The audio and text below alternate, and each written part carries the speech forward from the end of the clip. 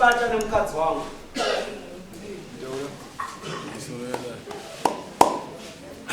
Vanzoroeda. Inini ndizodisent chipunga. Inini ndonzodisent chipunga.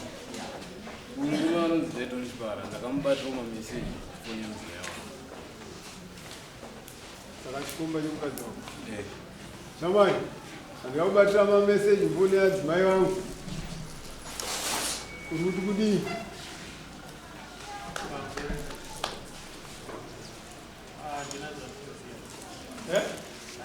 Aza vazonoziya. Hauna meseji yakanyora? Mameseji acho nawe chama. Hauna phone number dzindaita mukadzi muntu? Hauna phone? Waisa Eka, namba za phone yako unoziya.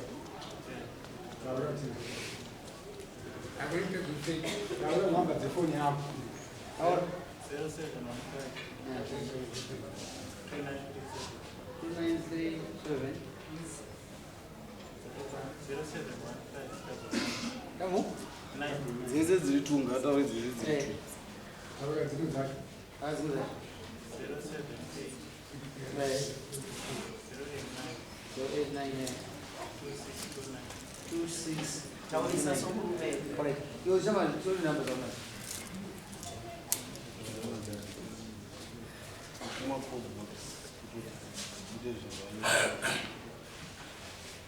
Dzese mameseji namba dziri baba. Message yacho se.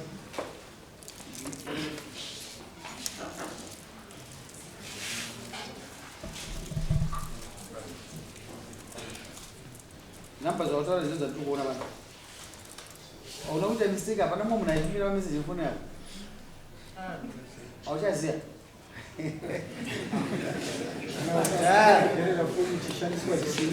Chirauro chachabata vati hove nenge ipoti yakakurisa. Apa iseto chirauro chonyengetedzwa zidzivai kusvika yabatwa nemaoko.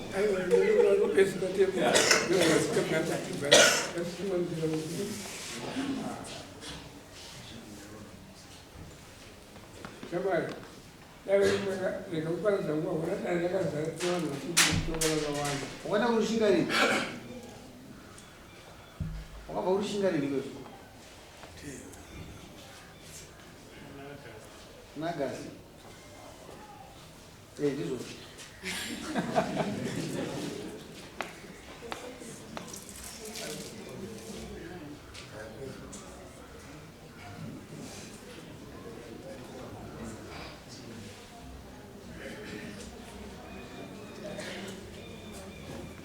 Nagasi.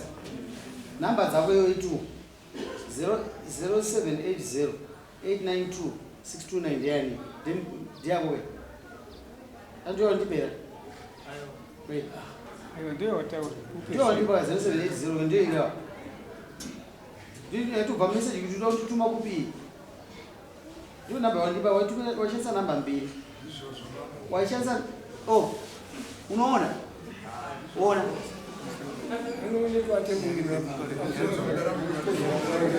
Iwe uri chikomba. Panapa namba yako imwe yacho yaunoshandisa iwewe. Hello waswera sei ishi. Namba isi yako ere. Yako, misere mombe dzake ina. Yes, number 2. Ungaba westra dare nguva. Iwe kana uchiza kuti chikomba. Message kai makarara kangani.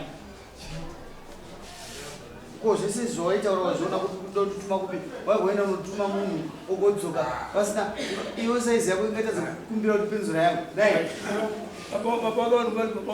ise mombe ina inonyora tisa weste nguva ichikomba inosana mini ozoka tokupa nguva yekubhadhara nabamini apa taona kupara mhosa anongonzwa mabhadhara achaita inosaina sumuka bwana iwe dara nyose za tu ameno kwa farora fuli mungu mungu ya kuneso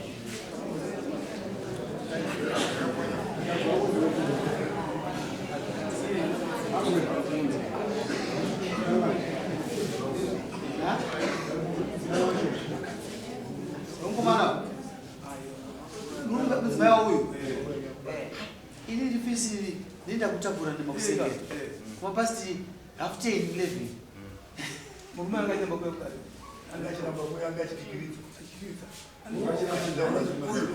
ukazokwapi bro ukazokondo mama yamgara ndokukuta zvinzvi unokuti mimika imba yemukuita ke nyebe bereko Mukaika mugare andimubonyero. atamuda kuti ini ndinomazi pane problem namama makarara ngani mungumana kawani napeni sundemeni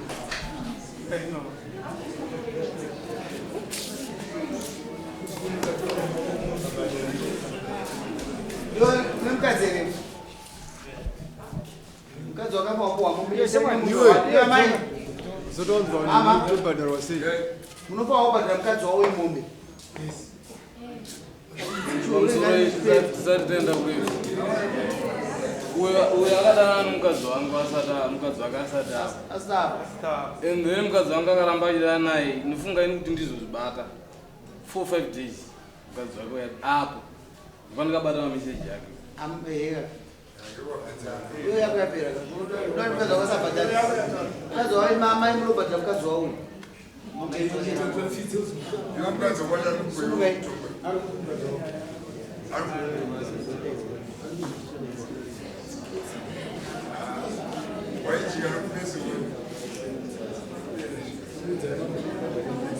sumukai